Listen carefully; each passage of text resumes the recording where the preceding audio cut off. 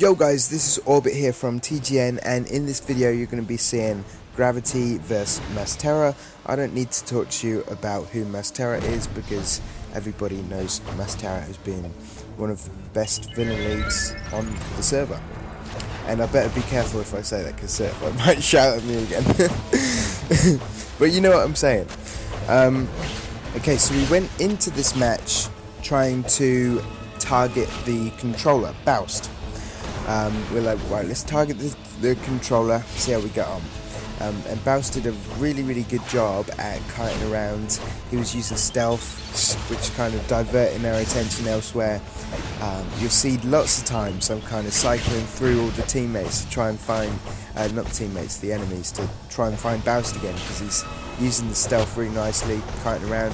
It was tricky. It's hard to kind of keep up. He's darting around everywhere. I actually put X-ray vision on in the iconics tree, hoping that it would pick him up a bit better, but I was just going straight off him, and yeah. So, what's X-ray vision for? Like, does anyone actually know? Does anyone use X-ray vision? Surely, if you got X-ray vision, they shouldn't be able to use stealth on you, and like, because you can see him. You've got the X-ray vision.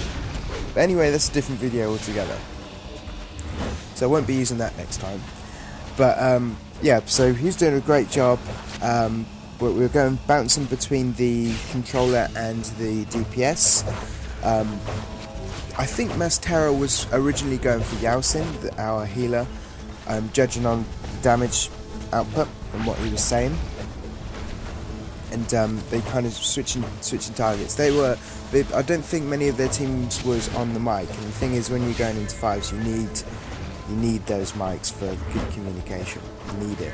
It's so important when you're playing against like this high level. So I think that was their downfall on Mastera's team.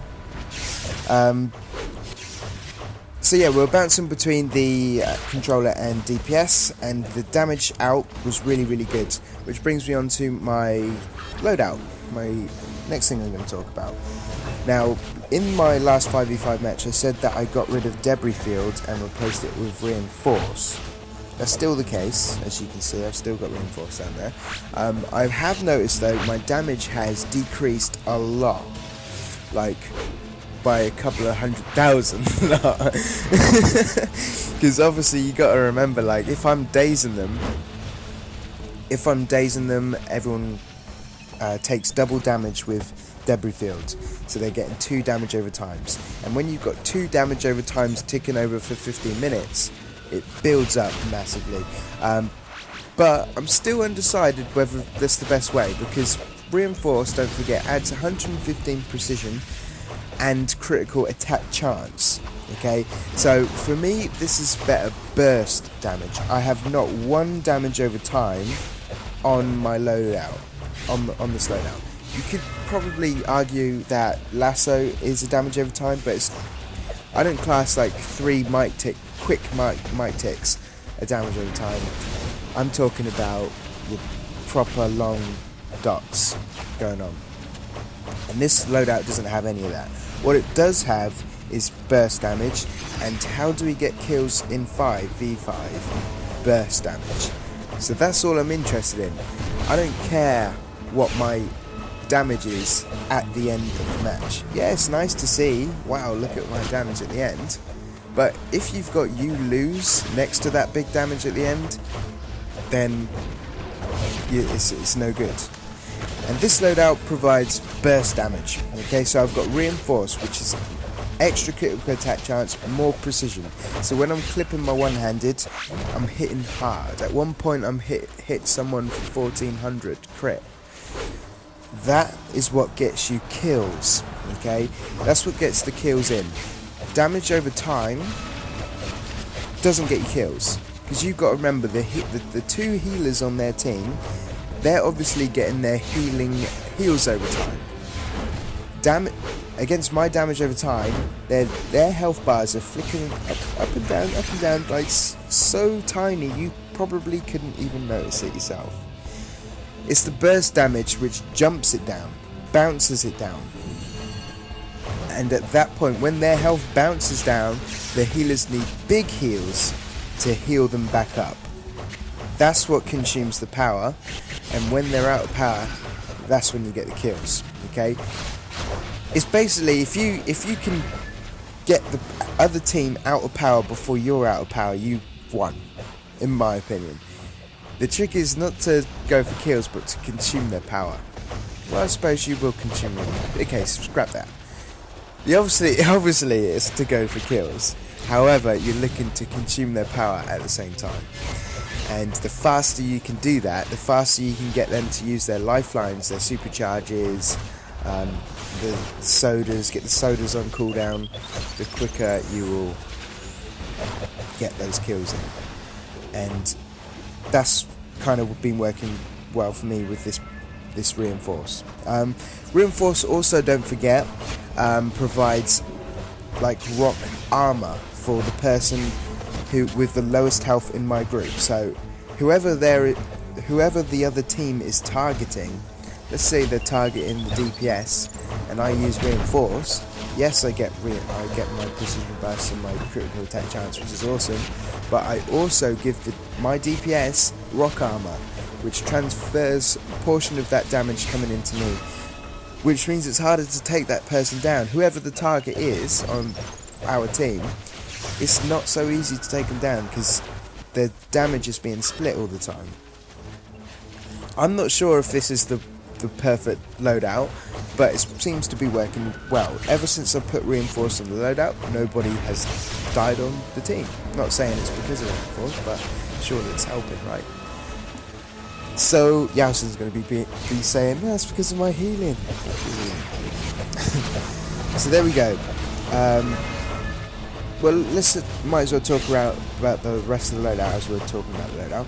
So we've got Reinforced, just spent too long talking about that. Then we've got Pebble Blast. Pebble Blast, again, for burst damage. It's a single target attack only. So whoever I'm targeting, they're the only person getting damage. And it will hit them twice when they are dazed. I'm using, of course, my Unstoppable to rebuff my teammates of debuffs. That also dazes them though, so that kind of works really nicely with the loadout. So make sure they're always dazed and clip with your Pebble Blast. That's your main clipping power. Bam bam, double damage. Clip double damage with that. Then I've got Speed Drain with my Supercharge. Now because I have got lots and lots of skill points, I can spec into all of the damage, and I actually started specking into Vit so when I'm popping my Supercharge, there's more power coming out than if I wasn't specking to Vit. You see what I'm saying? I'm still playing around with that. Is that the best thing? I'm still wondering whether to go into Dominance for my lasso to get a better kind of hook on them on the lasso. Still playing around with that, but on this particular match I spec'd into Vit for the Supercharge.